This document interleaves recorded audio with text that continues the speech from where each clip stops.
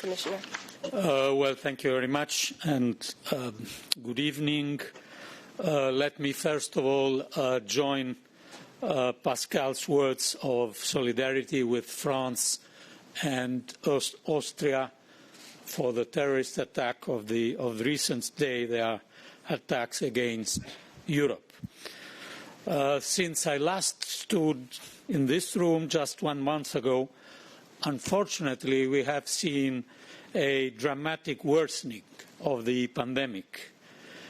The gravity of the situation was described as very clearly this afternoon by Dr. Andrea Ammon of the ECDC.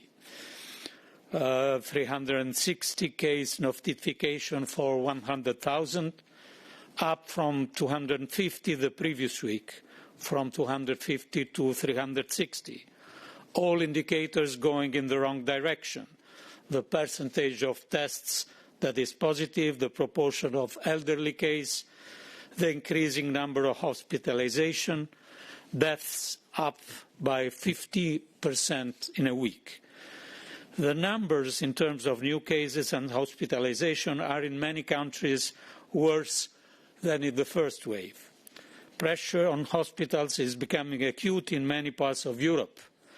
And I want to express my admiration and support for the healthcare professionals who are showing such incredible dedication at this time.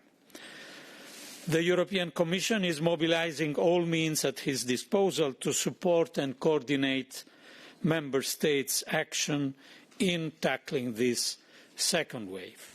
Of course, it is Member States that are in the front line in the struggle against the pandemic, and they have found themselves once again having to take far-reaching measures to flatten the curve.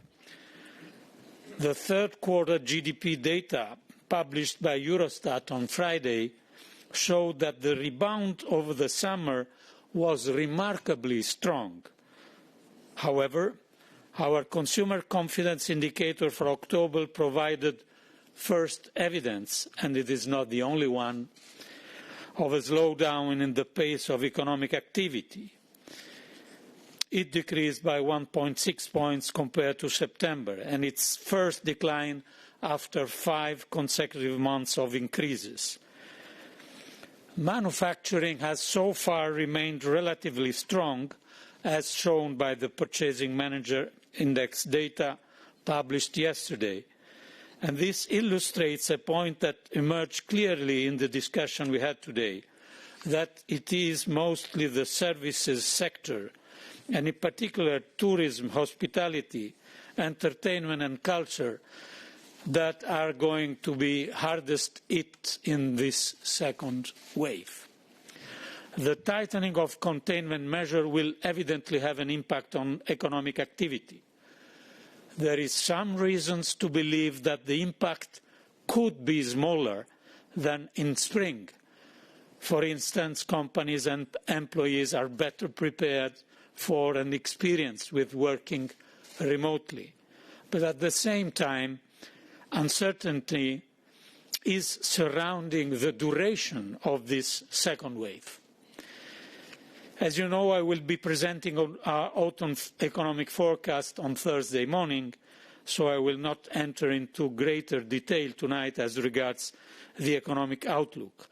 I will, however, draw 2 key conclusions from the discussion we had today. First, we need to see a swift agreement between the Council and Parliament on Next Generation EU.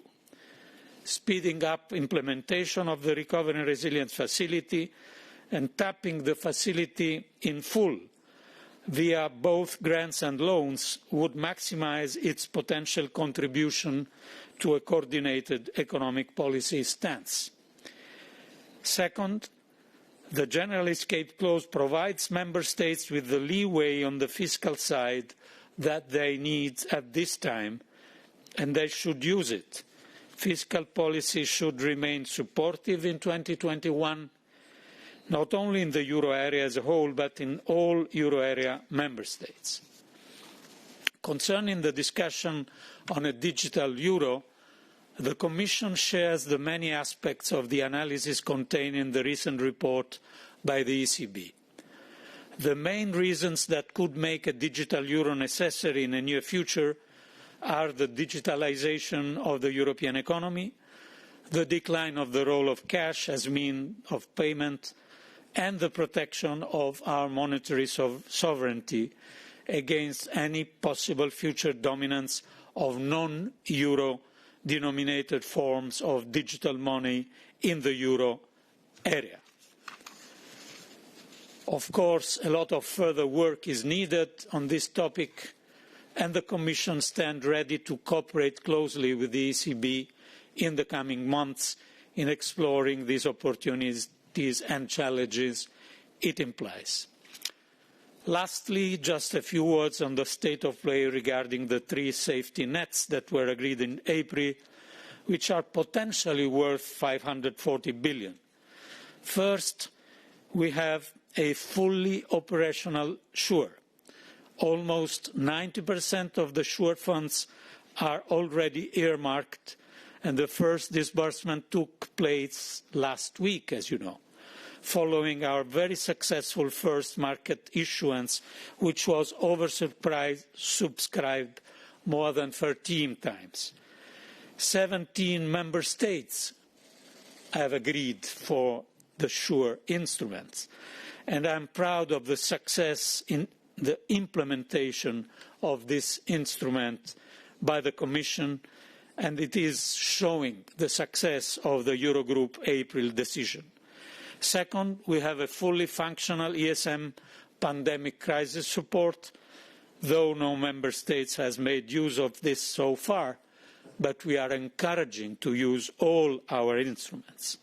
And third, we have the EIB Pan-European Guarantee Fund. For this to become operational, the Commission needs to receive state aid notifications from all participating member states. We have urged all governments to treat this as a priority so that this tool can also be effectively deployed and start providing much needed support to SMEs. Thank you.